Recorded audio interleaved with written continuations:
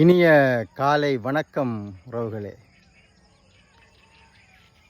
அமைதியான என்னுடைய கிராமத்திலிருந்து உங்களை சந்திக்கின்றேன்.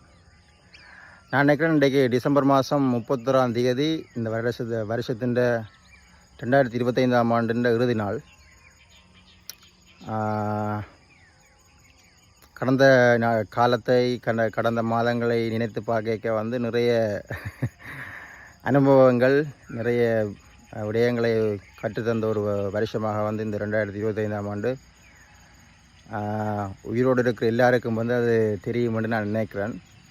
எனக்கும் நிறைய அனுபவங்கள், நிறைய விஷயங்களை இந்த கடந்து சென்ற 2025ஆம் ஆண்டு கற்றுத்தந்தது. ஓகே, என்ன விஷயம் என்று சொன்னால், காலம் எழும்பினோன்னா உண்மையாகவே கடவுளுக்கு நாங்கள் நன்றி சொல்லணும். ஒவ்வொரு நாளும் எழும்பி இருக்கிறது, உயிரோடு இருக்கிறது உண்மையாகவே கடவுள் தார எங்களுக்கு ஒரு வரம்.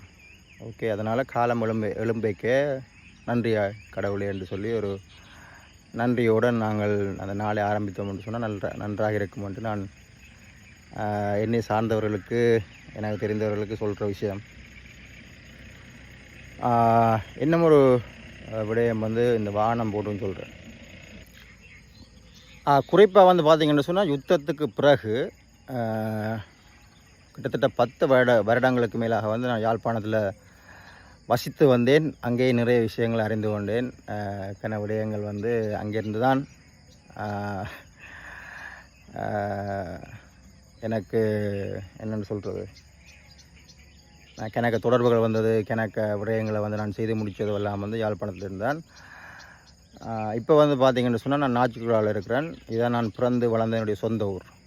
ஓகே, பிறகு நாங்கள் இடம்பெயர்ந்து 2003ஆம் ஆண்டு பிறகு நாங்கள் இடம்பெயர்ந்து கிழக்கு மாநிலத்துக்கு போனாங்க. அது பிறகு நான் படிப்புக்காக பிறகு யாழ்ப்பாணம் இப்போ திரும்பியும் என்னுடைய ஊருக்கு வந்திருக்கிறேன். என்னென்னு சொன்னால், கிழமையில் ஒருக்காவது நீங்கள் ஒரு இயற்கையான பகுதிக்கு, கொஞ்சம் நேச்சுரலான பிரதேசங்களுக்கு நீங்கள் போயிட்டு வந்தீங்கன்னு சொன்னால் உங்களுக்கு நல்லதாக இருக்கும்.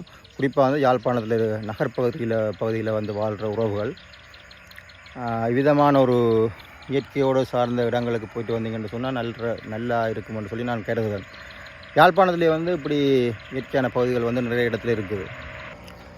நகரையே சுற்றி வலம் பெறதை விட கொஞ்சம் வெளியில் வேலை முடித்து ஒரு சனி ஞாயிறு நாளில் இப்படி குடும்பங்களோடு வாழ்கிறவர்கள் இப்படி வெளியிடங்களுக்கு போயிட்டு வந்தாலும், தனி நபர்கள் கூட போயிட்டு வரலாம். இயற்கையோடு ஒன்றித்து வாழ்ந்தீங்கன்னு சொன்னால் உங்களுக்கு மெயினாக சொன்னால் நல்ல காற்று, நல்ல ஒரு மனநிறைவான சூழல் இந்த இடத்துல கிடைக்குது. இந்த அனுபவத்தில் கிடைச்ச ஒரு உண்மை. ட்ரை பண்ணி பாருங்க.